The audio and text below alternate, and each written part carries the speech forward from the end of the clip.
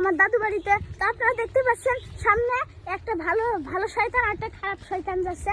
আসলে শয়তানই হলো খারাপ। যাই হোক, চলেন দেখেন। ওই দেখেন কত সুন্দর জগৎ। আপনারা কখনো মনে হয় এরকম গ্রাম দেখেননি। এটা হলো দুনিয়া না, মানে বাংলাদেশের সব থেকে একটা ভালো গ্রাম, যে গ্রামে সবাই ঘুরতে আসে। তো আপনারা দেখতেই পাচ্ছেন আমরা ওই জঙ্গলের এখানে যাচ্ছি। আপনারা দেখতেই পাচ্ছেন যে ওখানে কত সুন্দর একটা নদী, তার মধ্যে আছে হাঁস, আরও অনেক কিছু মাছও আছে।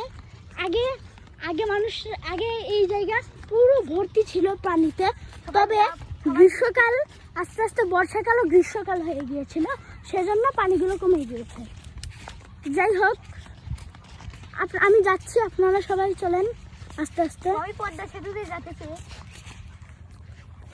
তো গাইস দেখেন, চুপ কর, এই বলছো এই ঢুকাস না।